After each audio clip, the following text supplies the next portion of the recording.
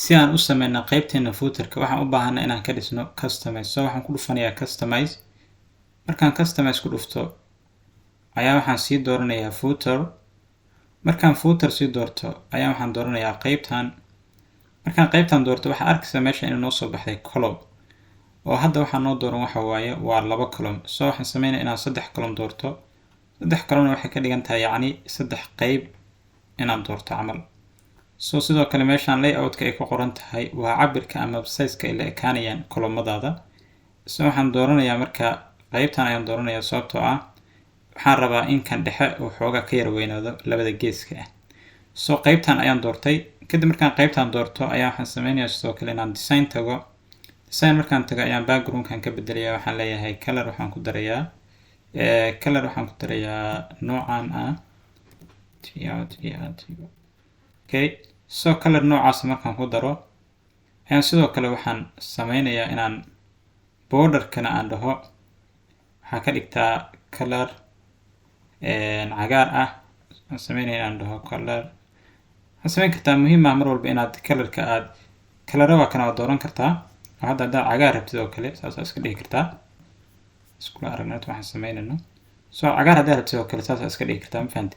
laakiin haddii color kale markaas meel ka soo qaadata ama color aad taqaanidna waxaad sameyn kartaa inaad 228822. So color cagaar uu ku dooraya marka. So waxaad sameyn kartaa marka hadda inaad fiirisid footerka oo kale hadda rabtid inaad weynaysid saas dhigi kartaa. So waxaan sameynayaa anaga 2 dhaafano oo hadda 2 ayuu nagu soo baxay. So markaan 2 aan footerka saan u doorto ayaan waxaan sidoo kale hadda dooranayaa column-ka. column markaan doorto ayaan waxaan kusoo dhufanayaa HTML. haddii markaas logo kugu jirtana logo ayaa dooranaysa. So markaa HTML aan doorto ayaan HTML waxaan ku qorayaa text ayaan ku qorayaa. okay. So text ayaan isaga qorayaani. hadii markaan text isaga qoro waa kan textiga intuu nooga soo baxay. textiga haddaad rabto inuu left tago saas aad dhigi kartaa right center. okay. sidoo kale waxaan dooranayaa sidoo kale meesha dhexdaan dooranayaa. So waxaan leeyahay HTML2 markaan doorto ayaan sidoo kale meeshana waxaan soo gelinayaa text. So text aan soo koobiyey ayaan inta ku darayaa. So waxaan sameynayaa inaan design-ka aan tago kadibna aan size-ka ka dhigo okay maybe 13 okay ama 16 but let's say 16 aan ka dhigno.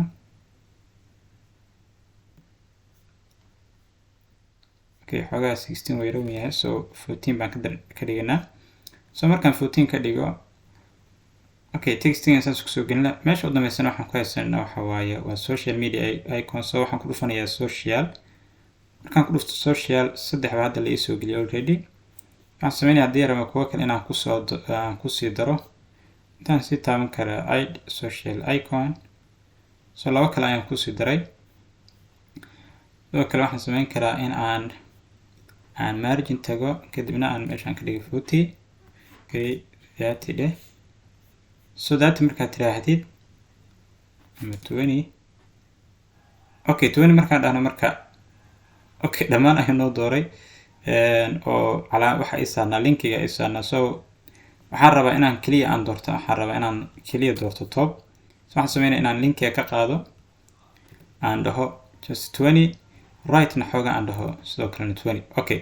So waxaan sameynayaa marka hadda inaan dhahno publish oo hadda saas ayaan ku sameysanay footerka qaybta koobaad. oo waxaan noo horay kaliya waxa waaye waa qaybtan u dambeysa footerka. So waxaan sameynayaa inaan isla aragno marka okay waa kana marka saan ayuu nagu soo baxay. qaybta u dambeysa aan sameyno sidoo kale customize aan ku laabanayna haddana. customize markaan ku laabano ayaan footerka haddana sii tegaynaa. markaan footerka sii tagno ayaan qaybtan u dambeysa haddana ku soo dhufanayna. So qaybtan u dambeysa markaan ku dhufto design baan tagayaa. hata marka hore aan doorto section-ka weyn kadib waxaa arkaysaa in column-ka noo dooran uu yahay hal column sababtoo hal xabaarna. So design baan ku dhufanayaa kadibna waxaan leeyahay background waxaa ka dhigtaa color madow ah. color madow aan u dooran karaa oo 00 ah. So sidoo kale waxaan sameynayaa inaan copyright aan dhaho. copyright markaan dhaho ayaan delete marka wax meeshan ku qoran dhan.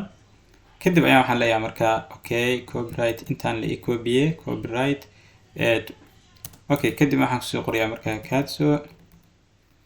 waxaan sameynayaa inaan inta marka hore aan saas dhaho asaas dhaho kadibna aan dhaho keedso kadibna aan sii geliyo all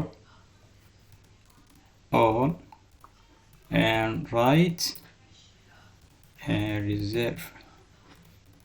Okay, so marka intaas dhaho ayaa waxaan sameynayaa marka inaan isla eegno qaybta hoose. Okay, so design baan tegayaa, colorka ayaa waxaan leeyahay marka waxaad ka dhigtaa colorka waxaan leeyahay waxaad ka dhigtaa okay color cadaan ah white. Exactly, so publish baan leeyahay. Publish markaan dhaho ayaan tigta ka qaadayaa, kadib ayaan website-ka ku laabanaa marka aan isla fiirinaa. Okay, so sidaan rabno ayuu hadda nagu soo baxay. Just on kaliya waxaan sameynaynaa waxa waaye in aan xoogaa margin-ka kan aan wax yar kasoo durjino. So customize aan ku laabano, margin-ka ayaan rabnaa inaan wax yar kasoo durjino. So waxaan dooranayaa haddana footer markaan doorto ayaan kanaan sii dooranayaa. Kan markaan sii doorto ayaan waxaan sameynayaa inaan margin aan sii doorto, markaas aan dhaho margin top. So tigta aan ka qaado marka hore top aan dhaho 40. Okay, so publish baan leeyahay, kadib ayaan ku laabanayaa website-ka.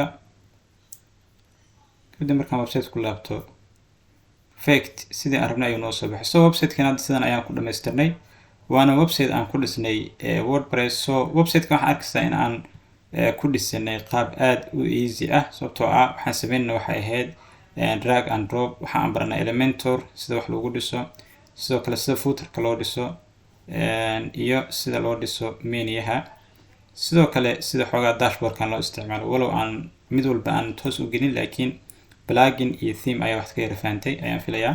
So waxaan rajeynayaa inaad videogan ka heshay. haddii aad videogan ka heshay ama casharadan ay ku cajabiyeen, waxaan rajeynayaa inaad mataqaanaa qaybta commentiga nala wadaagtid.